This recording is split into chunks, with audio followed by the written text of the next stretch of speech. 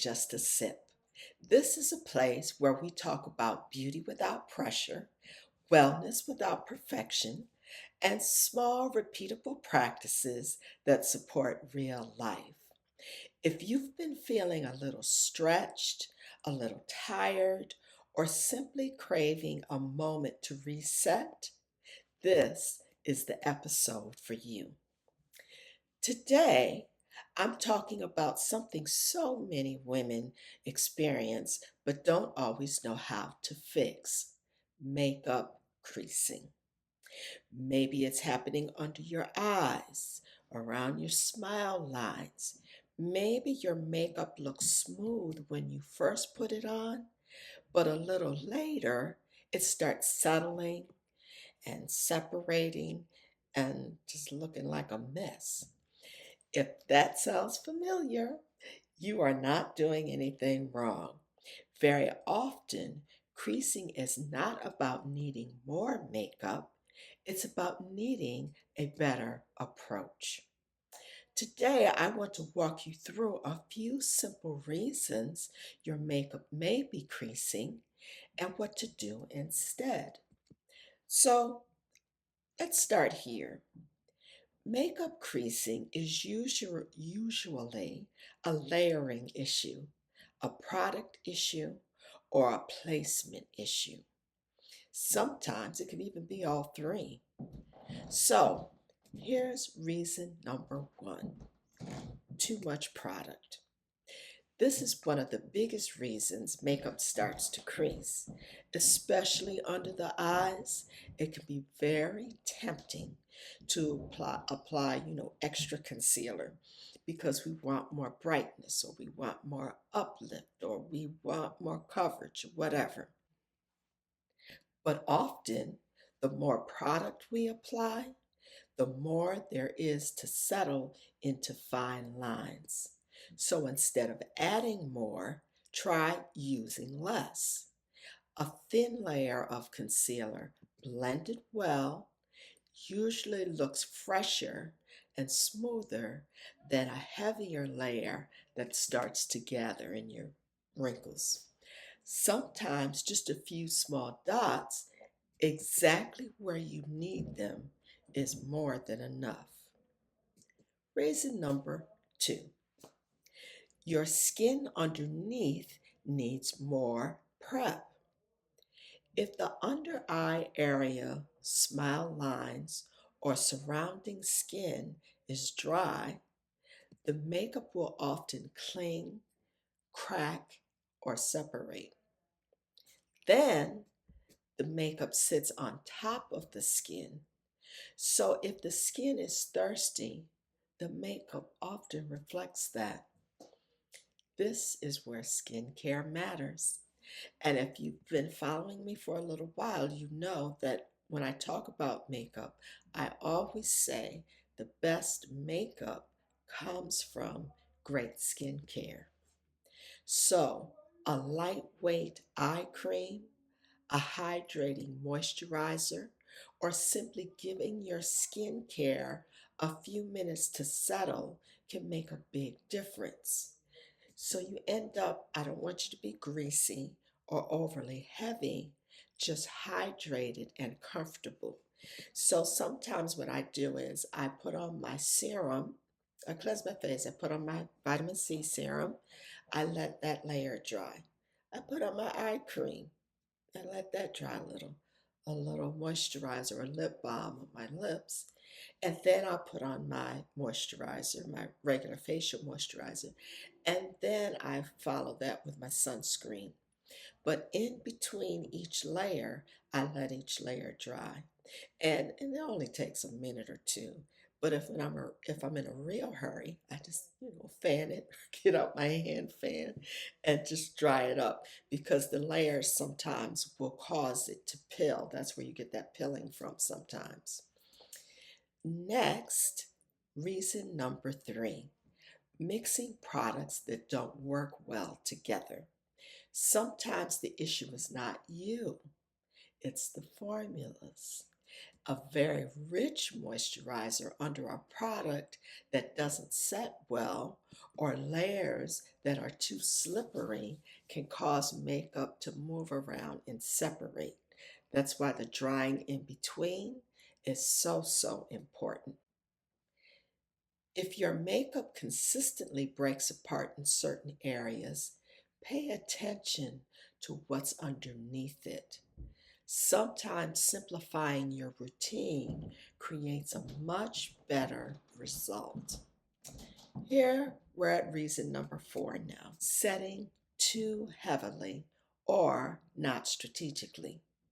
A lot of women have been taught that more powder equals longer wear, but too much powder can make the face look dry, heavy, or emphasize texture. On the other hand, not setting the areas that tend to move can allow makeup to crease and move more quickly. The key is strategic setting. You only need a small amount of powder in the under eye area or around the nose or near your smile lines. Think light, press in placement, not a blanket of powder all over your face. Not no, like the old fashioned powder puff, and you just puffed all the. No, we tap it in the end of our brush or our sponge. Reason number 5, applying the product in areas that naturally move. This is especially important around your smile lines. If we place too much foundation or concealer right into the areas that fold and move, the makeup is almost guaranteed to settle in there. So, what do you do instead? We soften the amount of product we use in those places. Again, if you've been watching me for a while, you have often heard me say, I put makeup on my palette, my makeup palette, buff it into the brush, lately around my smile lines and below my face. I buff it into the back of my hand, and then I blend from my blush or my really my concealer, because I wouldn't have put on my blush yet, and I blend it down. So yes, there's foundation here, but there's a lot less foundation here than there is up here. And that helps a little bit with avoiding the overloading of my smile lines. Sometimes the fix is not adding something, sometimes it's removing the excess. So here are some product categories to consider. If the products you apply here are not working for you, look for these particular things. So if you're having creasing underneath your eyes, try a hydrating eye cream. Also, if your makeup's separating on your face anywhere, a lightweight moisturizer. When you're using concealer, sometimes you might want to switch the brand. So you want a concealer that may be a little more creamy and a little more flexible. When you use setting powder, finely milled setting powder, always look for that. And a damp sponge for pressing in the product lightly. Now, that damp sponge can help a lot. Sometimes I put a little setting spray on it and just tap the powder in.